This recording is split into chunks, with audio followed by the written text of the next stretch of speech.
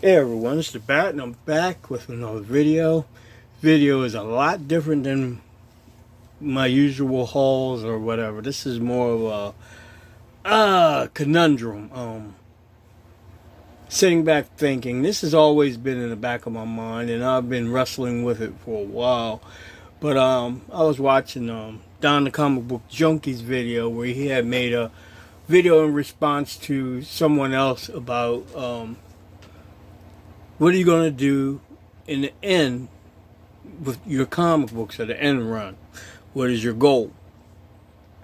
And I'm sitting back thinking about my wife and my kids, my grandkids, um,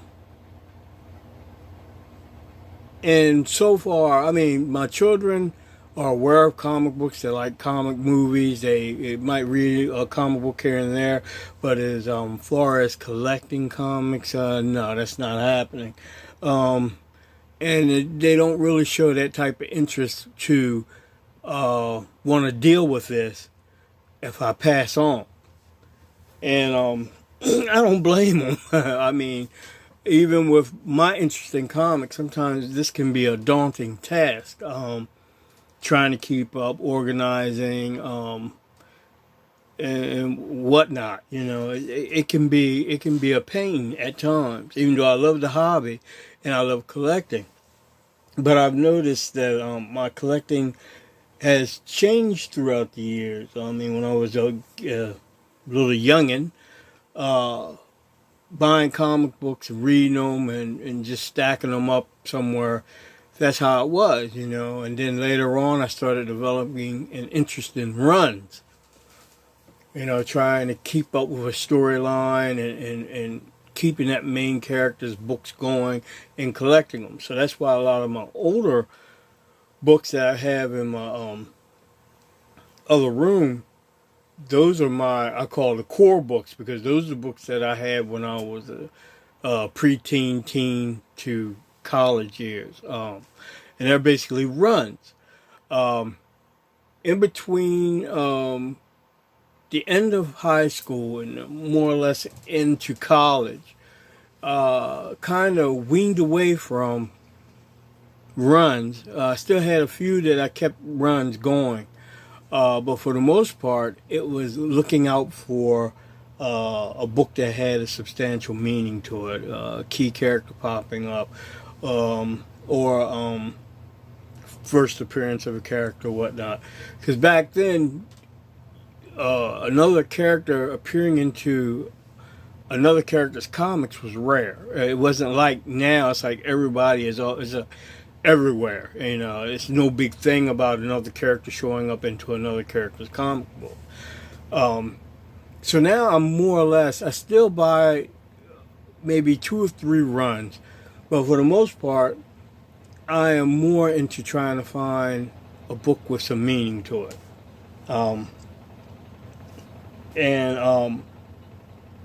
What I'm trying to say basically is now I'm trying to make it a little easier for my family. If something happens to me, I gotta make an effort to make it as easy as for them to either sell or whatever they want to do with these books, but to get the most bang for the buck for these books, you know. So I've been thinking about this and researching and listening to other people's videos, and I still haven't decided yet which one. I might just send it to both of them, CBS or CGC, but I am thinking about now slabbing my comics, at least the ones that I know have some value to them and will have some value down the road, so that if somebody does, if I happen to pass on and somebody comes to buy these books, my family knows if it's in a slab, it's something more special to this book than a book in a short box or a long box, or in my case, file cabinets, you know. So I'm trying to better distinguish which books have a value, so that they can either put it on eBay, sell it to a dealer, or Macari, or whatever they want to do with it. You know, I just don't want them to end up selling comic books for pennies on the dollar, or end up losing a lot of money by being swindled by somebody. So this video is basically me showing books that I am thinking about getting slabbed. And I just started going through one cabinet. I pulled out what I can out of one cabinet. And I'm going to send, I wanted to send 20 at a time, but I think I might try 10 at a time to either CBS or CGC. And I'm leaning more towards CBS, whatever, CBCS, whatever you want to call it. I'm leaning more towards them. Been hearing too much and seeing too much with the problems that CGC is having right now. And I would go with PGX, but I just can't do it. For the few dollars more, I'd rather go to the middleman, to the CBS or CSB, whatever. I have a problem with this. But for the most part, I am kind of like looking towards the middle competitor, middle ground, if you want to call it, as far as sending these books. So, cut a long story short, these are the books that I'm going to be sending soon. So I'm going to show you, and maybe if you have some insight into which ones I should send first, let me know. So I got to kind of breeze through it. I've been talking for 6 minutes and shown one comic book. Okay, Amazing Spider-Man number 4. We all know this is the first appearance of Silk. That's one contender. And I already went through them. They're all 9.8 contenders. Might have one or two because of the sentimental value of it that I chose to pick it, that I want to get it slabbed. But for the most part, these are 9.8 contenders. Amazing Fantasy 10, first appearance of Amadeus Cho. I got 2 of them that I'm thinking about sending. Adam, the Legend of Blue Marvel, number 1. I'm thinking about sending that.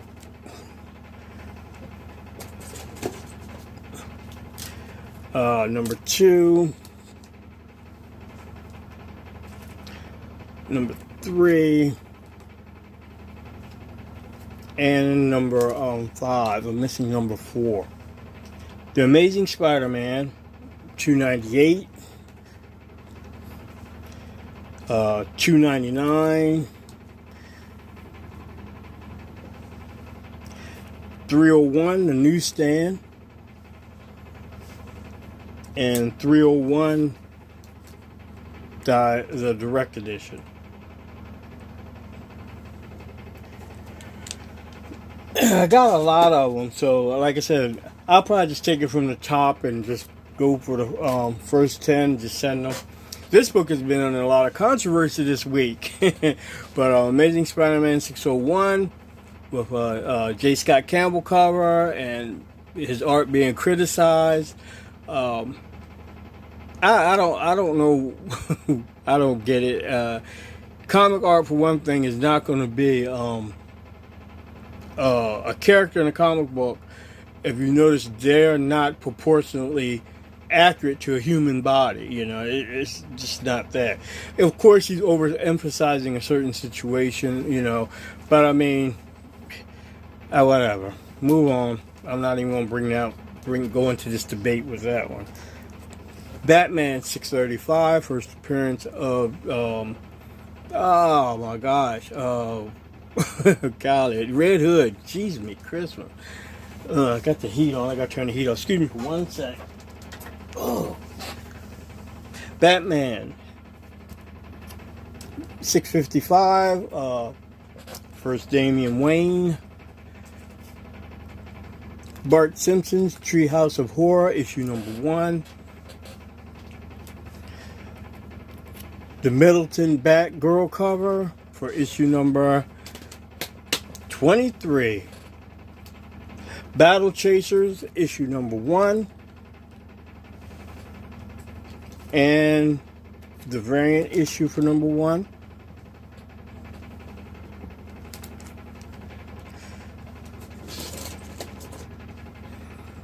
Superman Annual, or Batman Superman Annual, number 4.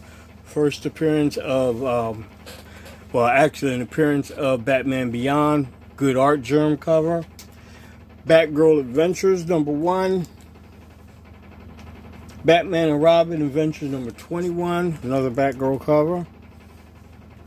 Batman Beyond. This is the free origin issue.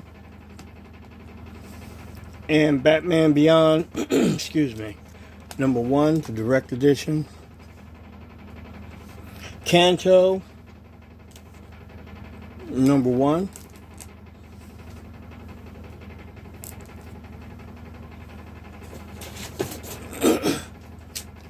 Cannon Busters, San Diego Comic-Con exclusive 0. Caliber Press #1. First appearance of the Crow. Excuse me. Black Widow #1. Scarlett Johansson cover. Black Hammer #1. Bitterroot #1. I don't know which cover this is, but it's not cover A. And Bitterroot #1, cover A. Daredevil #10 from Marvel Knights. Second appearance of Echo. Great Quesada and Matt cover.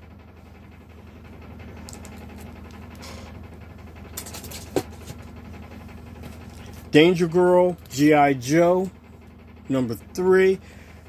J. Scott Campbell cover for the Baroness. Catwoman #74. Beautiful Adam Hughes cover. Carnage Mind Bomb #1. Early Valiant comic book Captain N #1. Game Master. Detective Comics. Batman Detective Comics 871. Black Mirror cover. And the second print. I actually like the second print better. I like the deep red.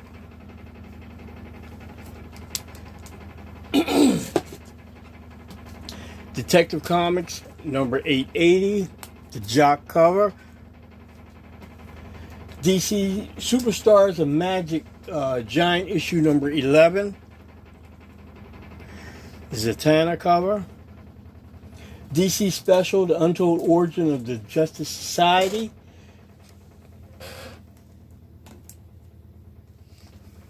Issue #29. Sorry about that. Guardians of the Galaxy variant issue #4. J. Scott Campbell cover.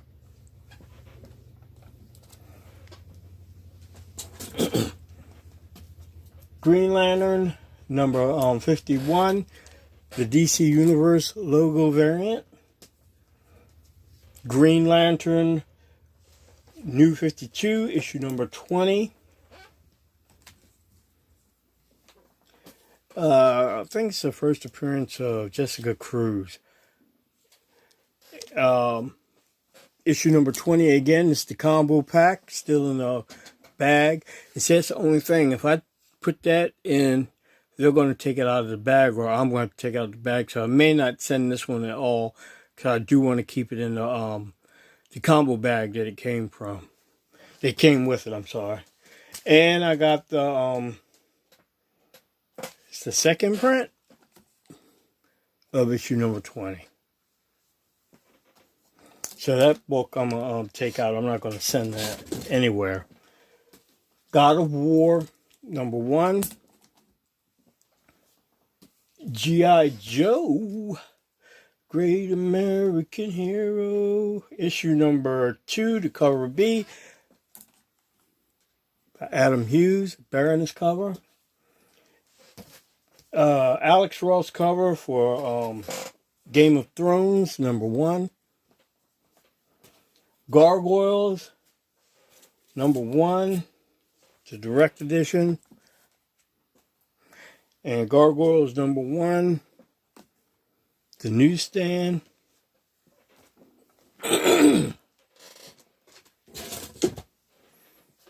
Invincible Iron Man, issue #9, the second printing of introducing Riri Williams. #9, the first printing. Actually, two of them. Invincible Iron Man number 7. The Women of Power variant. Issue number 7. The regular cover. The second printing. And the third printing. With the Riri Williams button on it.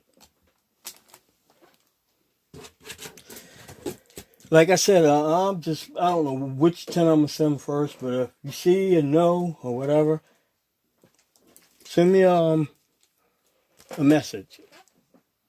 Leave a comment.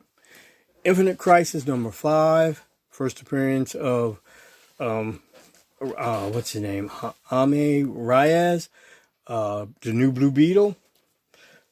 The new Incredible Hulk, number 377, the third printing. And like I said before, this one came out 3 years after this book was first printed. And it was low printed. So that's what makes this book so rare, is that it didn't come out exactly at the same time as the other ones. It took 3 years for them to make a third printing. Ice Cream Man number 1. Howard the Duck, the variant issue, first appearance of Gwenpool. Lady Killer number 1, Joelle Jones. Justice, the variant cover for issue number 5 by Alex Ross with Shazam. The variant issue for number 4, Alex Ross Superman. And the variant issue for number 2, Alex Ross Batman.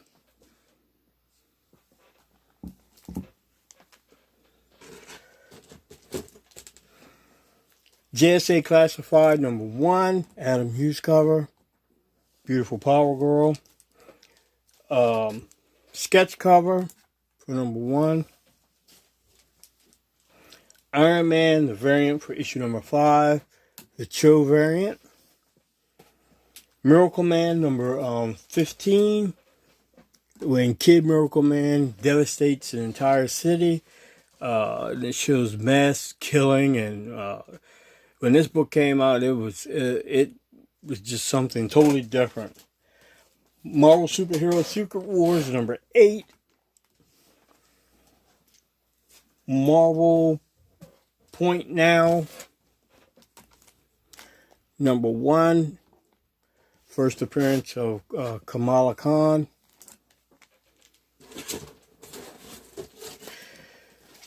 And the second printing of number 1. I got 2 of them.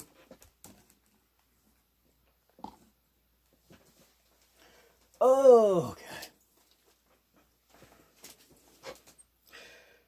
Marvel Comics presents Wolverine Weapon X.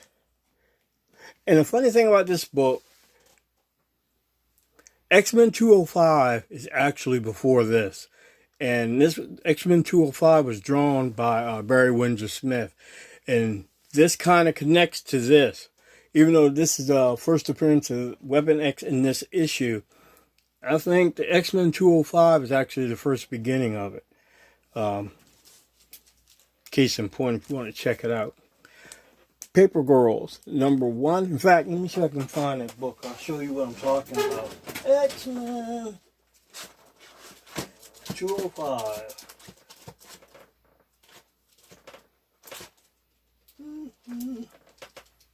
And the book in question is this one.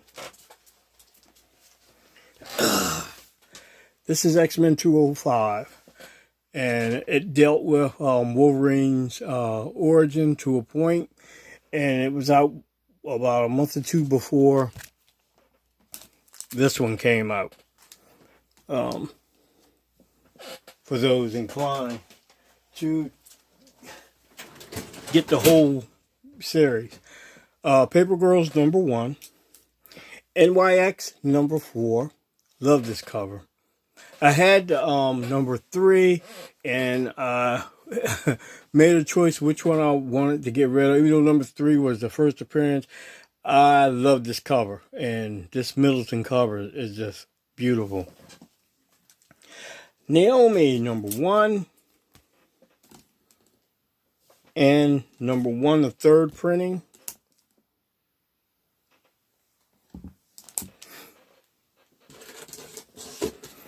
Moon Knight, #1. Monstrous, #1. Power Girl, #27. He's ready, y'all. He's ready. SpongeBob Comics, #1. Spider-Man Noir, #1. The variant. Spawn, 175. Gunslinger Spawn.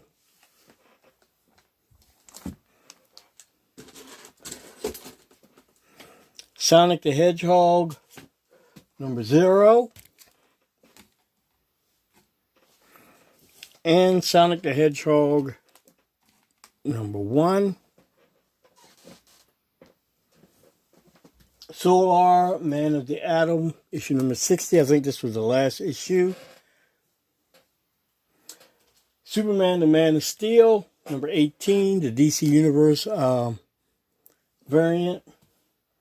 Superman the Man of Steel, #19, the DC Universe logo variant. Supergirl Adventures, #21.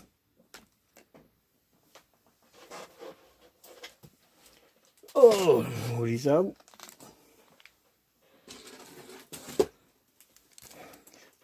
Darth Vader, #3.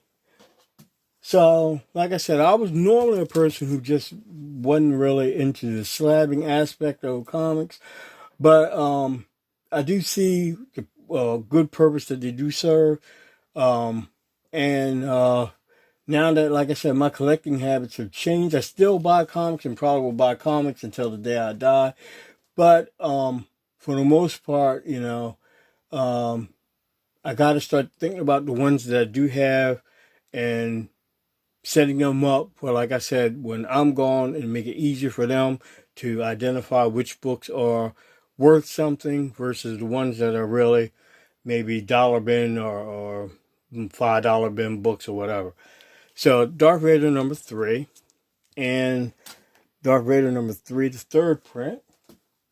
Now this one is not a 9.8. Lord knows I wish it was, but I'm sending it because of what it is. That's Star Wars: The Clone Wars, #1. First appearance of Ahsoka Tano. Star Wars Legacy, issue #1. Star Wars Legacy, issue #1. I think it's the third print. Ultimate All New Spider-Man, #1. Ultimate Fallout, issue #4. And I have another issue, but that's in the bag, and like I said, I'm going to keep it in the bag.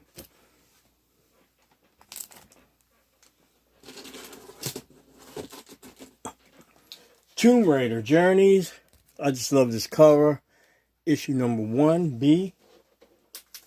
Thanos, #13. First Cosmic Ghost Rider. The Umbrella Academy Jim Lee cover for issue #1. Wolverine number 88. The non-deluxe edition. The other ones have deluxe on it. They're the more easier to acquire. The one that doesn't have, like this one doesn't have deluxe on it, they're harder to find. West Coast Avengers number 45. Everybody knows what's going on with this book. Another one of my favorite covers, Web of Spider-Man number 118. Walt Disney's Uncle Scrooge number 219. Significance of this is Don Rosa art. For those who don't know who Don Rosa is, no,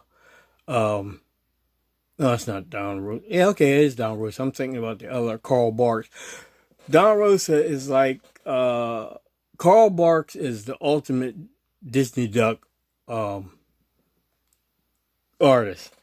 But Don Rosa is like the modern day Donald Duck artist. And I don't know if Don Rosa is still doing Donald Duck or any of the Duck books anymore. But when Gladstone came about, he was doing a lot of their work, and a lot of his books worth a little bit of money.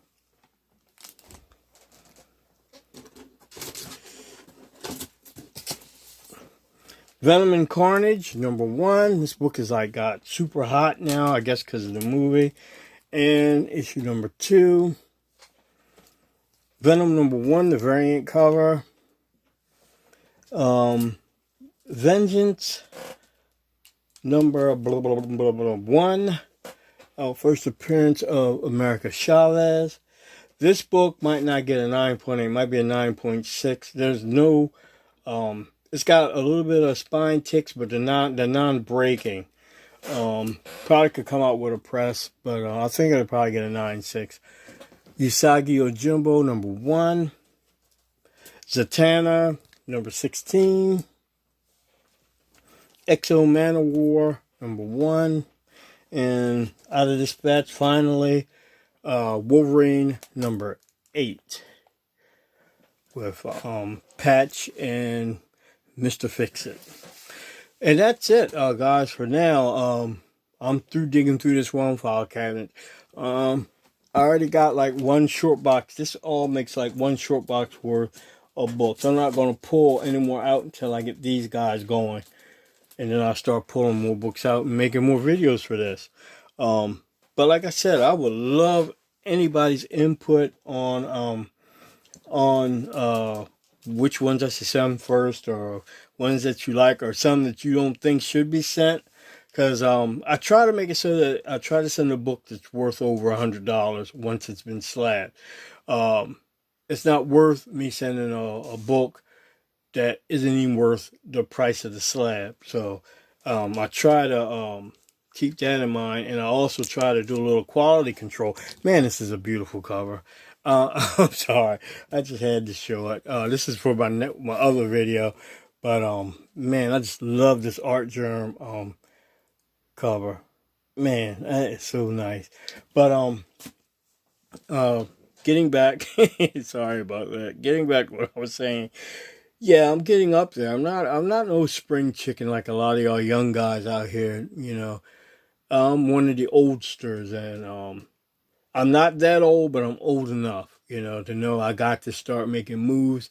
And like my health is okay now, but it wasn't at the time. I had major heart surgery, and but I feel fine. I mean, I feel as well as before. But like I said, I'm up in age now, and I'm trying to turn a different leaf as far as my comic book collecting more so going. Now I'm getting more into taking care of, like I said, what I have, and separating a lot of this stuff, the chaff from the wheat, you know, as they say.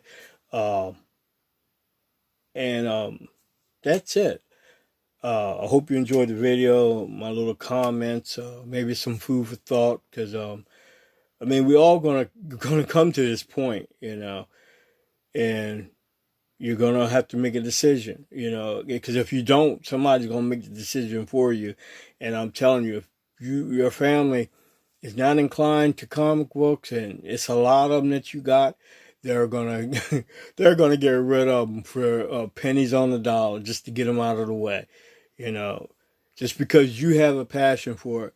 Don't think your wife or your children or your children's children are going to have that same passion. You know, for the most part, it ain't going to happen. But if you do have that type of family that has the same passion, man, God bless you. Because, you know, my wife, I love her to death. She doesn't mess with me in my comics. You know, she supports me with it. But, I mean, if I put Black Widow in front of her and Silver Sable and ask her to tell me which one was which, she wouldn't be able to do it. She's just not into it like that. So, let me cut this video because I keep going on and on and on this subject, because it's a deep subject that, you know, a lot of people don't really want to think about, you know.